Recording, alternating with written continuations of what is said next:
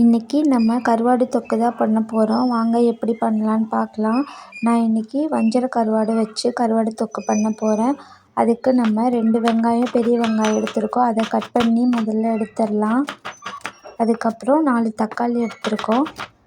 அதையும் நம்ம கட் பண்ணி எடுத்து வச்சுக்கலாம். இந்த கருவாடு தொக்குக்கு 2 வெங்காயம், 4 தக்காளி, அதுக்கப்புறம் 3 பச்சை மிளகாய் இவ்வளோ தான் தேவை. நம்ம இது எல்லாத்தையும் கட் பண்ணி வச்சிடலாங்க. இப்போது நம்ம ஒரு பாத்திரத்தை வச்சாச்சு. இப்போது சூடாயிடுச்சுங்க. இப்போ நம்ம எண்ணெய் ஊற்றிக்கலாம். எண்ணெய் சூடு ஆனோடனே இப்போ நம்ம கருவேப்பிலை போட்டுக்கலாம். கருவேப்பிலை பொரிஞ்சிடுச்சு. நம்ம இப்போது எல்லா வெங்காயத்தையும் சேர்த்துடலாம். வெங்காயத்தை நல்லா வதக்கிட்டு அதுக்கப்புறம் நம்ம தக்காளி சேர்த்துக்கலாம். முதல்ல வெங்காயத்தை நல்லா மூடி போட்டு வதக்குவோம். அப்போ தான் நல்லா சீக்கிரம் வதங்கும்.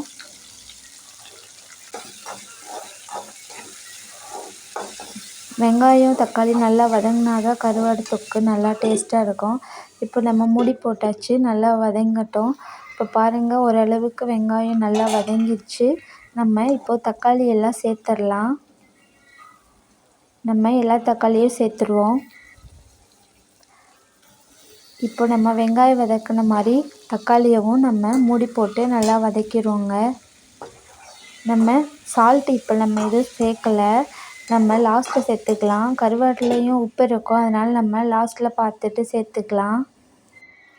நம்ம தக்காளியை மூடி போட்டு நல்லா வதக்கியாச்சு. பாருங்கள், நல்லா மசிஞ்சு வந்துடுச்சு. இப்போ நம்ம பச்சை மிளகாவை சேர்த்துக்கலாம். இப்போ நம்ம மஞ்சள் தூள் சேர்த்துக்குவோம். 1/2 டீஸ்பூன் மஞ்சள் தூள் சேர்த்துருக்கோம். இதுக்கப்புறம் நம்ம தனி மிளகாத்தூள் சேர்த்துக்கலாம்.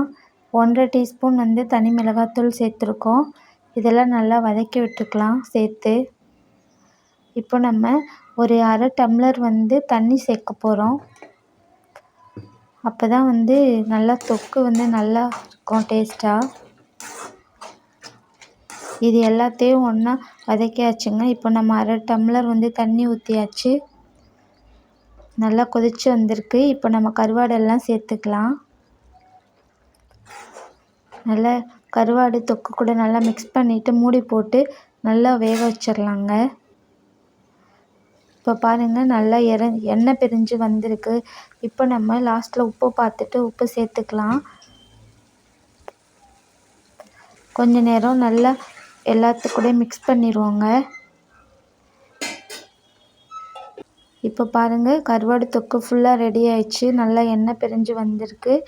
நீங்களும் இது மாதிரி கருவாடு தொக்கு செஞ்சு பாருங்கள். நம்ம சேனலை எல்லோரும் லைக் பண்ணுங்கள், ஷேர் பண்ணுங்கள், கமெண்ட் பண்ணுங்கள், சப்ஸ்கிரைப் பண்ணிடுங்க. நம்ம நெக்ஸ்ட் வீடியோவில் பார்க்கலாம்.